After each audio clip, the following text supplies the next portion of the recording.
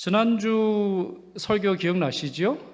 지난주 베드로의 성령 해설, 성령 강림 주일과 관련을 해서 예루살렘 초대교회에 성령이 강림하신 일을 두고 사도 베드로가 그 의미 또 그 뜻에 대해서 설교를 했다, 이렇게 말씀을 드렸고, 또 성령 강림의 중요한 특징 중에 하나가 사람을 담대하게 한다, 그 말씀을 이제 드렸죠.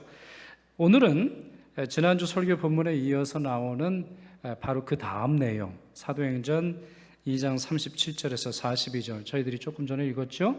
성령 충만의 방법이 무엇인지 이에 대해서 말씀을 드리려고 합니다. 제가 설교 이제 하기에 앞서서 여러분 정말 당부의 말씀을 드리고 싶은 거는, 설교 모든 내용들이 그렇습니다만 성경과 관련되어 있는 내용에서는 여러분들이 귀동냥하고 끝나시면 정말 안타까움이 있습니다. 성령에 대한 말씀을 들을 때 여러분들의 마음속에 성령을 사모하는 마음이 있기를 바라고요, 실제로 성령을 내게 부어 주옵소서 기도하시는 여러분 되시기를 바랍니다. 왜 교회가 이렇게 되는가? 요즘 교회가 많이 위축되죠? 왜 성도들의 신앙이 그런가? 왜 신앙의 본질대로 나아가지 못하고 다른 것에 우리의 관심이 이토록 산만해지나? 저는 그 원인, 첫 번째 원인이 우리의 성령님에 대한 우리의 무지뿐만 아니라 성령님을 우리가 멀리하고 있기 때문이다 생각을 합니다. 특별히 저처럼 우리 장로교회에서 어렸을 때부터 신앙생활 하신 분들에게는 성령의 체험, 성령의 충만함, 성령 세례, 이 말에 대해서는 조금 마음속에 그렇게 열정적으로 사모하는 마음이 없는 걸 보는데, 그렇지 않아요. 성령은 우리에게 주신 하나님의 선물이라는 걸 여러분이 믿으시기를 바라고, 성령 충만하시는 여러분 되시기를 바랍니다. 그래서 열심을 내실 수 있기를 바라요.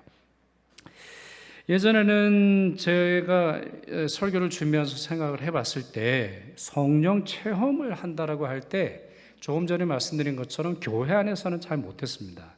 그러니까 장로교회, 제가 어렸을 때만 해도 장로교회에서는 성령 설교 별로 안 했습니다.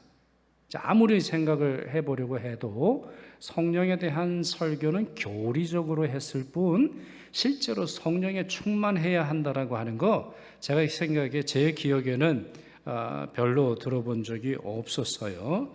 그래서 성령을 체험하고 싶으면 어디로 갔죠? 기도원에 갔어요. 기도원. 또 기도원 아니면 또 어디 갔어요?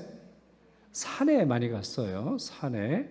저도 그래서 산기도 다녀보려고 이제 하기도 하고, 아니면 이제 성령 집회하는데 우리가 참 많이 갔습니다. 성령 집회, 성회 이런 데 많이 갔어요.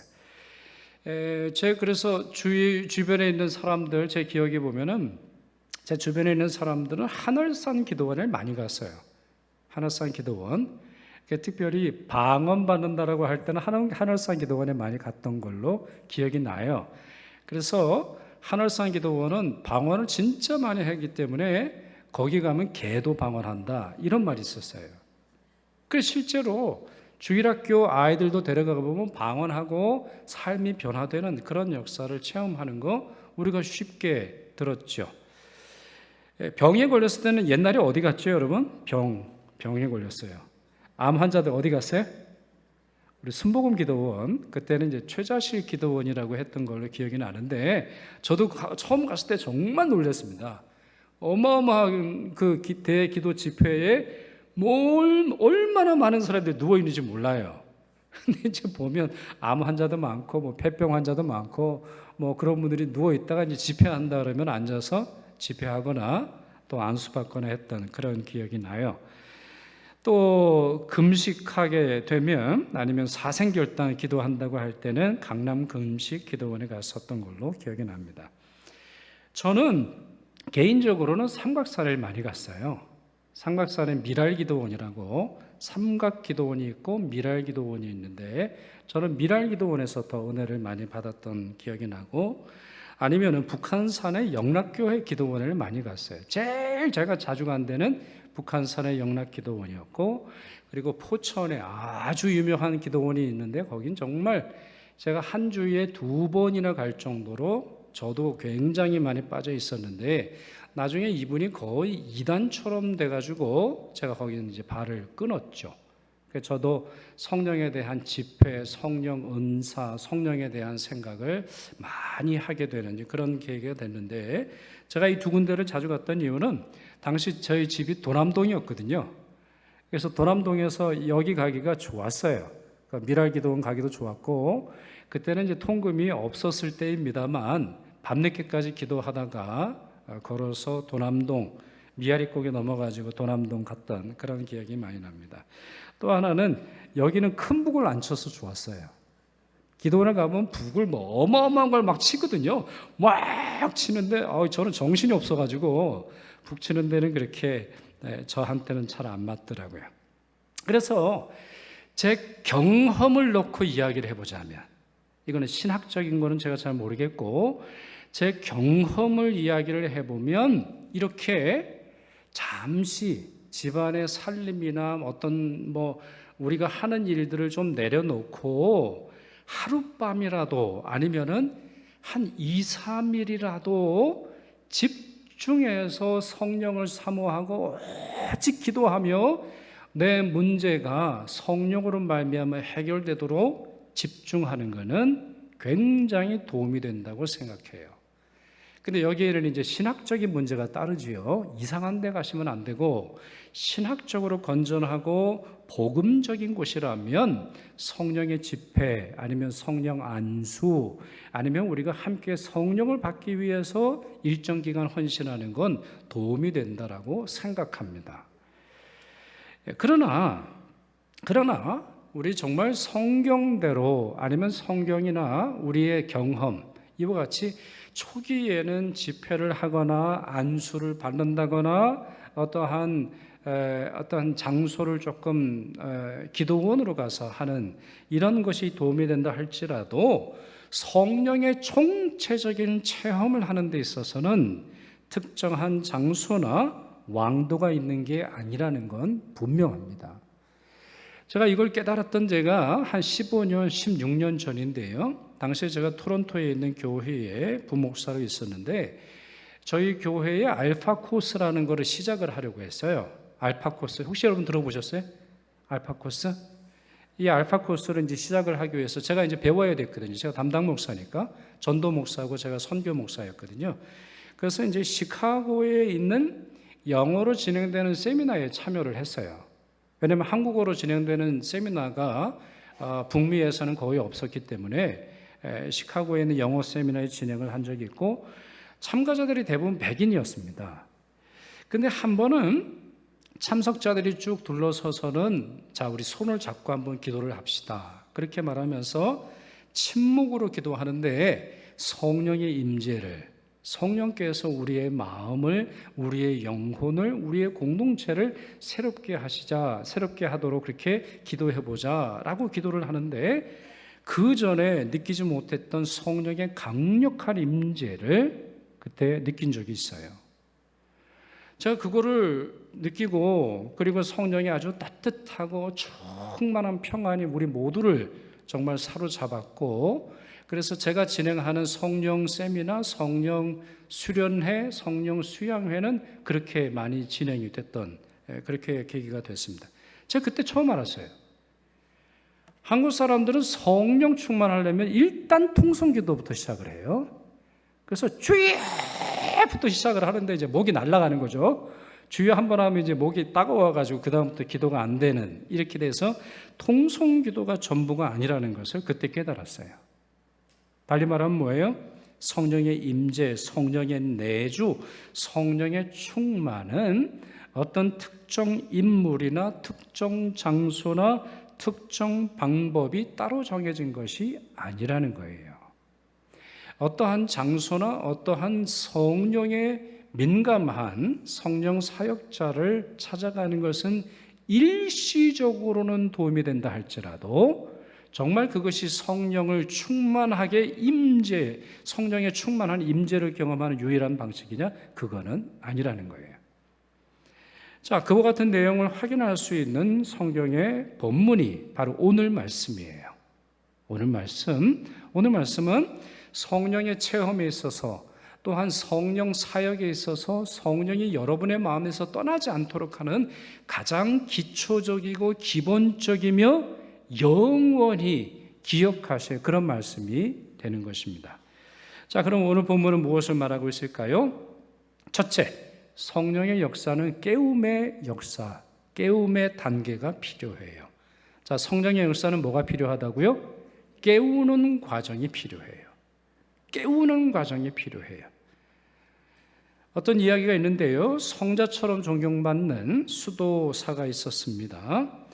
이분이 정원에서 흙을 고르고 물을 주고 있었는데요, 당시 이 수도원에 들어온 신참내기, 그런데 굉장히 오만하고 교만한 그런 수도사, 청년 수도사가 한 명 있었어요. 자, 그에게 다가가서 이분이 이제 이 나이 많은 수도사에게 이제 다가오고 있길래 이 나이 많은 수도사가 후배에게 이런 말을 합니다. 자네, 이 단단한 흙 위에다가 물을 좀 부어주겠나? 그런 얘기를 해요. 그러니까 이제 젊은 수도사가 물통을 받아들고 물을 주는데 물이 안으로 스며들지 않고 다 그냥 겉으로 빠져나가게 되는 거죠. 그래서 이걸 보고는 나이 많은 수도사가 옆에 있는 망치를 들고 단단한 흙덩어리를 깨기 시작했어요. 그러니 뭐 여러분 쉽게 상상하실 수 있죠? 그 단단한 땅이 부서지기 시작하는 거예요. 콩 하니까 찍힙니다. 옆에 있는 흙이 쫙 갈라지는 거죠. 그것도 그냥 놔두는 게 아니라 그거를 산산조각 내서 부서진 흙을 이제 부서뜨리게 되는 것이죠. 그러고 난 다음에 물을 부으면서 이런 말을 했다고 해요. 이제야 흙 속에 물이 잘 스며드는구만. 여기에 씨가 뿌려진다면 그 씨는 반드시 꽃을 피우고 열매를 맺을 것이야. 우리 역시 마찬가지라네. 우리가 깨어줘야 하나님은 거기에 물을 주실 수가 있고, 그럴 때 씨가 떨어지고 꽃이 피고 열매가 맺힐 수 있다라는 거지. 우리 수도사들은 이것을 깨어짐의 영성이라고 얘기한다네. 자, 이런 이야기를 했다는 거예요. 여러분, 오늘 본문 37절을 보세요. 베드로의 설교를 들은 사람들의 반응이 뭡니까? 이 사람들이 그 설교를 좋아했나요?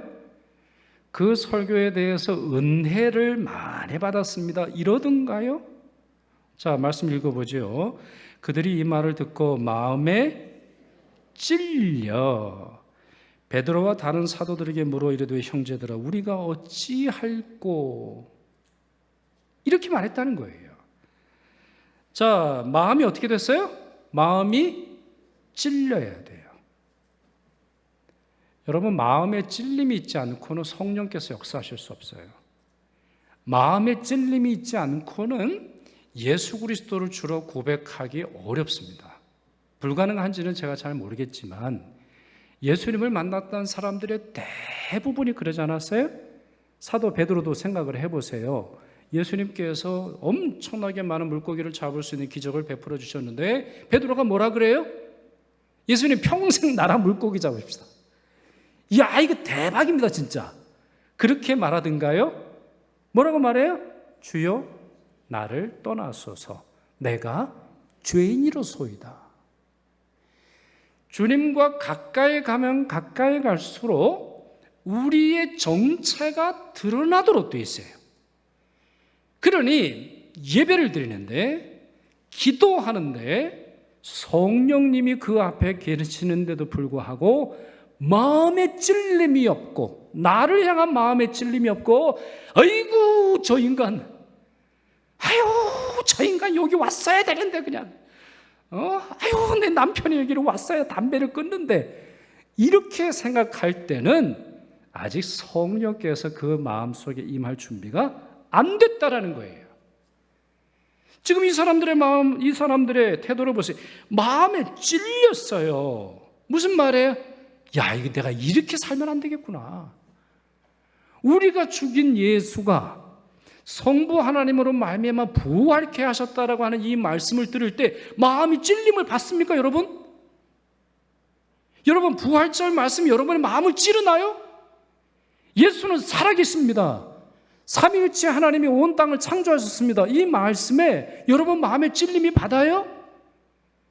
마음에 안 찔리면 여러분이 진짜 크리스천인지 한번 생각해 볼 필요가 있어요.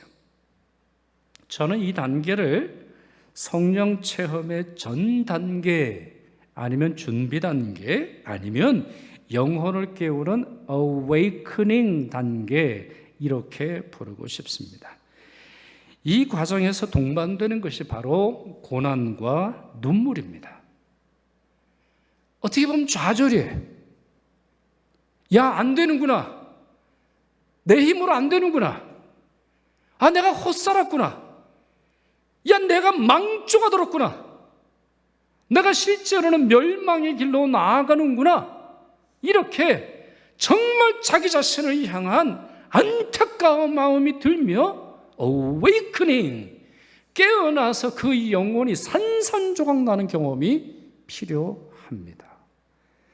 그것이 매번 그럴 수는 없으나 적어도 예수를 주라 고백하기 전에는 이 단계는 필수적으로 거칩니다. 여러분의 구원의 단계를 잘 점검하세요. 그래, 만약에 이게 없으면 여러분 자신을 스스로 되돌이키시며 나에게는 이러한 일이 있었나 잘 생각해 보세요. 모태신앙의 문제가 여기 있는 거예요.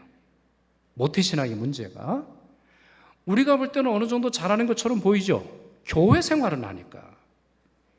교회 생활에 만족하는 부모님들이 이 영혼의 awakening, 이 영혼의 내 힘으로 안 된다라고 하는 것을 점검하지 못하다가 결국 아이들이 나이가 들어서 교회를 떠나는 걸 막을 수 없어요. 왜요?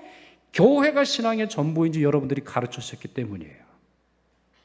자, 두 번째, 성령은 어떤 사람들에게 임하느냐? 자, 길게 설명드리고 싶은 마음이 굴뚝 같으나 짧게만 말씀드릴게요. 그리스도와의 바른 관계에 있는 사람에게 임해요. 그렇지 않는 예외적인 경우도 있습니다. 사울과 같은 사람. 이런 경우를 우리 신학적으로는 표적 임재, 이런 말을 해요. 그러니까 성령이 내주하시거나 계속되는 게 아니라 일시적으로 등장하셔서 그 사람으로 하여금 깨닫게 하는 건데, 그 일시적인 것이 마치 영원한 것처럼 생각하는 사람들이 우리 주변에 많이 있어요. 그러나 성령의 역사는 시작할 때나 그 과정이나 완성할 때나 그리스도와의 바른 관계에 있는 사람에게 이루어진다는 것을 기억하세요. 성령은 여러분 말 그대로 Holy Spirit이죠? 무슨 말이에요? 거룩한 분이세요. 단도직입적으로 말씀드려서 거룩하지 않은 곳에는 성령께서 임하시지 않으세요. 임하실 수가 없죠. 더러운 곳에 머무르지 않으세요. 더러운 말 하는 자, 더러운 정욕이 있는 자, 마음속에 그 더러움인지도 모르고 살아가는 비진리 속에 있는 사람들에게는 성령이 임하지 않으시거나 아주 약하게만 임하시는 것이죠. 오늘 본문에서도 베드로는 이 점을 분명히 했어요. 38절, 아주 중요한 본문이에요. 이거 외우셔야 돼요. 자, 우리 같이 읽지요. 베드로가 이르되 너희가 회개하여 각각 예수 그리스도의 이름으로 세례를 받고 죄 사함을 받으라. 그리하면 성령의 선물을 받으리니 그랬어요. 여러분, 회개가 뭐예요? 회개해야 성령이 임한다는 거 아니에요? 그리고 예수를 주라 고백할 때 성령이 임한다라고 되어 있어요. 그것이 이제 공적인 세례를 통해서 나타나는 건데, 회개가 뭐예요? 옛날에 잘못한 것에 대한 아쉬움이에요? 아니죠? 돌아서는 거예요. 뭘 돌아서요? 하나님의 형상으로 창조되었으나 하나님의 형상으로 창조되었음에도 불구하고 세상을 살았던 내 삶의 모습을 바꾸는 거예요. 단순히 죄 짓는 것을 멈추는 게 아니라, 죄를 안타까워하는 게 아니라 하나님이 말씀하시는 말씀대로 살아가고자 돌아가는 걸 회개라고 말하는 거예요. 그 회개의 정석, 회개의 스탠다드, 회개의 모범이 있어요.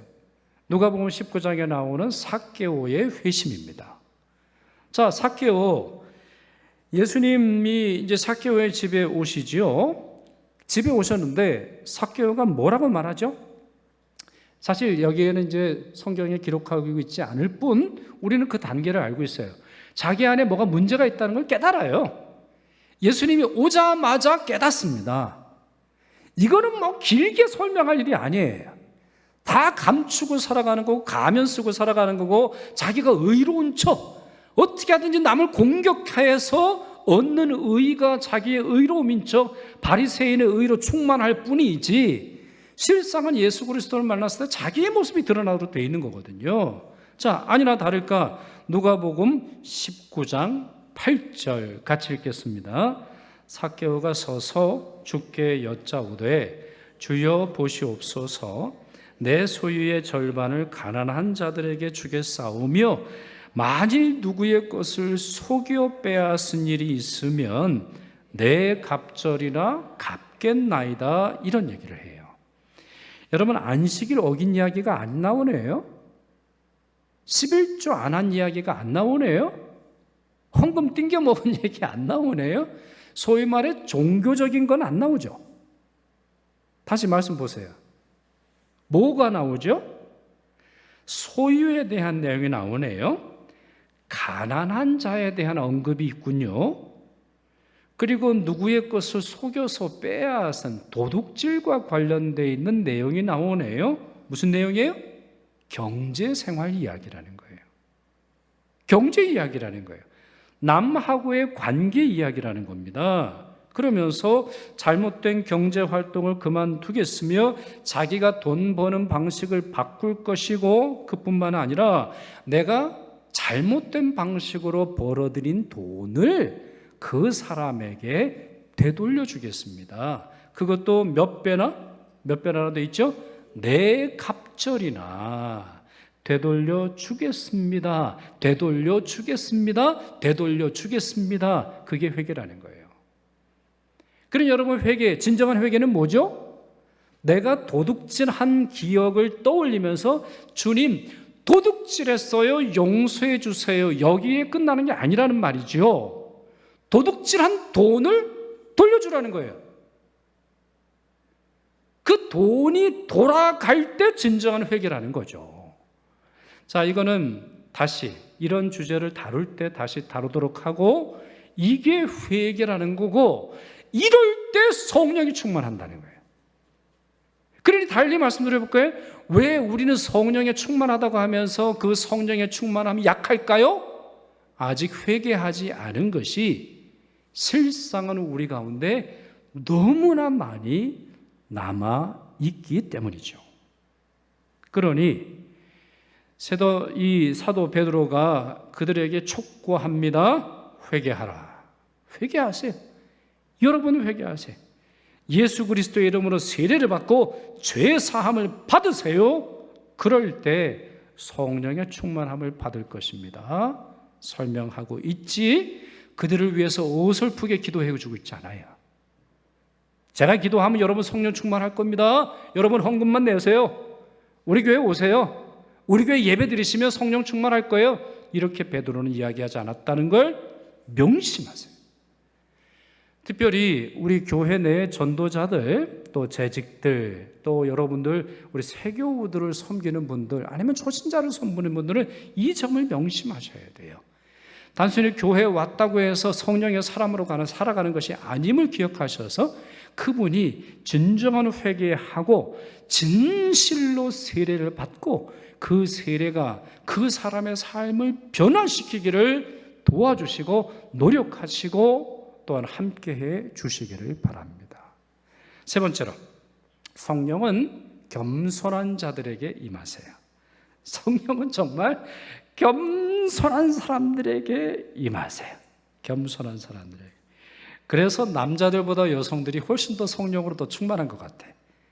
이건 제 경험입니다. 이거는 성경적인 게 아니라 남자는 자존심이 너무 세. 제가 가만히 보면 그래요. 말이 너무 많으세요. 남자들이 보면 교회 말씀이 너무 많으세요. 그 남자들이 자기 자존심, 자기의 생각, 자기의 경험 이게 많아서 그러신가? 여하튼 이건 완전히 그냥 제 경험이니까 이거는 뭐 보편적인 진리나 법칙은 아니에요.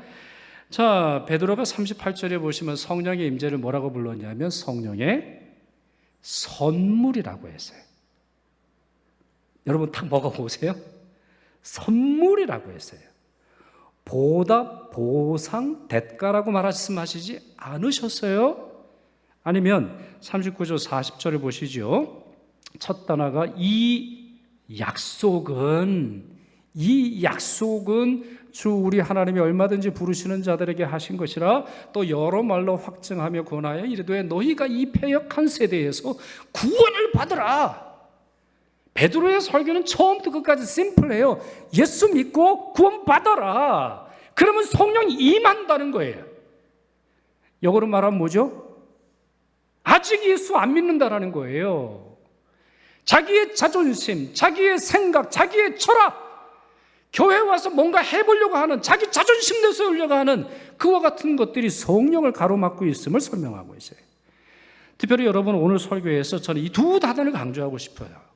베드로는 성령을 선물로 표현했고 이 약속은 성령을 선물로 주신다라고 하는 주님의 이 말씀이 약속 때문에 주어진 것이지 결코 내가 남들보다 낫기 때문이 아니라는 걸 명심하세요. 여러분, 성령으로 시작했다가 망하는 사람들이 한둘이 아니에요. 저도 기도원이나 아니면 그 기도하는 분들과 함께 하면서 망하는 거 너무나 많이 봤어요. 저도 한 분과는 정말 기도를 열심히 배우고, 정말 제가 공개적으로 말씀드리기 어려울 그 정도로 신비하고 놀라운 일을 경험을 했는데, 아니, 이분이 어느 순간 복권을 사더라고요. 복권을. 이유는 뭐겠어요? 이유는 주님이 사라 그랬다는 거예요, 또. 복권만 사는 게 아니에요. 이분이 뭐 병도 고치고 신비한 일들이 워낙 정말 그 표적이 대단했기 때문에 나중에는 자기가 교회를 하더라고요. 자기가 교회를 해가지고 전도하고 자기가 뭐 나중에 목사가 되셨는지는 제가 알 수는 없으나 여하튼 자기 마음대로 하는 그런 행동들을 봐요. 여러분, 이런 행동들의 그 본질을 제가 가만히 살펴보니까 교만함이 있는 거예요. 교만함이 있는 거예요. 내가 이 정도를 하는데, 내가 대단한 사람인데 너희들이 날 몰라준다는 거죠. 내가 이런 성령의 사역을 하는데, 내가 병을 고치고, 내가 방언 너희들에게 전해주고, 내가 너희들 장로 삼고, 내가 너희들 권사 세우고, 내가 교회 세우고, 내가 복권 해가지고 뭔가 당첨이 되는 놀라운 일들, 내가 너 자녀에게 어느 대학 가라고 이야기하고, 학력고사 점수 맞추고, 꿈에 계약서까지 등장하는 그런 꿈 너희 알려주는 그러한 일들로 말미암아 마음이 한껏 부풀어 올라서 성령보다 앞서는 분들이 한두 분이 아니라는 거예요. 그러나 여러분 보세요. 성령은 누구에게 임하여? 겸손한 자들에게 임하는 거예요. 내게 임한 그 성령은 내게 주신 선물, 달리 말해서 내가 대단한 사람이라서가 아니라 나에게 성령의 충만함을 주셔서 나를 통해 하나님의 일을 이루고자 하시는 하나님의 뜻 때문에 주셨던 것이기 때문에 결코 교만해서는 안 되는 거예요. 헨리 나우엔이라고 하는 분이 있어요. 이분이 영성신학자로 유명한 분이고, 저도 이분 때문에 토론토로 유학을 갔던 것인데, 자, 이분이 서커스를 굉장히 좋아했어요. 서커스 중에서 뭘 좋아했냐면, 여러분 공중제비 두는 묘기 아시죠? 공중제비. 요즘에도 하는지 모르겠습니다. 이렇게 이제 왔다 갔다 하면서 이쪽에 있는 사람이 평 날아가지고 어떻게 되죠? 처음에는 이제 한 바퀴만 돌죠. 한 바퀴만. 그리고 쫙 해가지고 여기서 이렇게 있죠. 그러고 나서는 이제 우두둥둥둥둥 하고서 이제 세 바퀴를 돌겠습니다. 그물을 거둡겠습니다. 뭐 그런 거 있잖아요. 이제 그런 서커스를 하는데 이 헨리 나우엔이라는 분이 이걸 이제 좋아하세요. 하루는 이 공중제비 전문가를 찾아가 가지고 당신 대단합니다. 아니 어떻게 그걸 합니까? 이렇게 물어봤더니 의외의 대답을 듣습니다. 사실 저는 대단하지 않아요. 제가 한 일은 제가 잡고 있는 손잡이를 놓고 놓는 것일 뿐, 실제로 반대편에 있는 동료가 내가 어디에 있는지를 보면서 내 손을 잡아줄 뿐입니다. 박수는 내가 받는 게 아니라, 대단한 사람은 내가 아니라 내 손을 잡아주는 바로 저 사람입니다. 이런 말을 해요. 여러분 동의가 되세요? 동의가 안 되세요? 동의가 되죠. 여러분, 우리가 뭐 대단하다고 목사요, 장로요, 권사요, 집사로 주님 앞에 쓰임을 받습니까? 우리가 뭐라고 누구에게 안수하고 누구를 위해서 대신 기도합니까? 우리가 뭐라고 구역장으로 아니면 주님을 위해서 섬기는 자로 세움을 받습니까? 우리가 대단한 세입니까? 그거 아니라는 거죠. 우리를 붙들어 주시는 주님의 손길이 있기에 우리의 사역이 의미 있는 것이고, 우리가 하는 일들로 말미암아 하나님의 뜻이 나타나는 줄 믿으시기를 바랍니다. 그러니 성도는, 직분자는, 성령을 사모하는 사람은, 성령의 체험을 한 사람은 끊임없이 뭘 해야 돼요? 겸손하셔야 돼요. 겸손하셔야 돼요. 성령을 회방케 하는 죄 중에 하나가 교만 아닙니까? 그렇기에 늘 겸손하시고 성령보다 앞서지 아니하시는, 성령보다 목소리를 크게 내지 아니하시는 여러분 되시기를 바랍니다. 마지막으로 넷째, 여러분이 잘 알고 계시는 내용이죠. 오늘 본문에서 뚜렷이 드러나지 않는 내용이기도 한데 사도행전 전체가 가르쳐주는 중요한 것이죠. 기도입니다. 성령은 기도하는 자에게 임하세요. 자, 사도행전 몇 군데 한번 읽어보죠. 사도행전 4장 31절 같이 있습니다. 빌기를 다함에 모인 곳이 진동하더니 무리가 다 성령이 충만하여 담대히 하나님의 말씀을 전하니라. 자, 사도행전 8장 15절. 자, 이 말씀은 좀 배경을 설명드려야 되는데, 사마리아에 이 빌립이 전도를 했더니 많은 사람들이 주께로 돌아오는 역사가 있었어요. 그래서 베드로와 요한을 예루살렘 교회가 파송을 했는데, 자, 그들은 바로 이들을 말합니다. 베드로와 요한이에요. 자, 같이 읽지요. 그들이 내려가서 그들을 위하여 성령 받기를 기도하니 이에 두 사도가 그들에게 안수함에 성령을 받는지라 그랬습니다. 자, 또 하나 우리 사도행전 19장 5절 6절 보시죠. 에베소에서 있었던 일인데요. 같이 읽습니다. 그들이 듣고 주 예수의 이름으로 세례를 받으니 바울이 그들에게 안수하며 성령이 그들에게 임하심으로 방언도 하고 예언도 하니 그랬어요. 자, 여러분, 이 말씀에 따라서, 이 말씀의 해석에 따라서 오순절주의자가 되느냐, 장로교 교인이 되느냐가 갈라져요. 사도행전 이 말씀에 사도를 강조하면 오순절파가 되는 거예요. 그래서 목사 안수가 중요하다고 말하는데, 그것은 순복음주의자들이 순복음교회 성경 해석이에요. 장로교는 어떻게 해석해요? 기도다. 기도라는 거예요. 기도를 통해서 이루어졌다라고 하는 것이죠. 그렇습니다.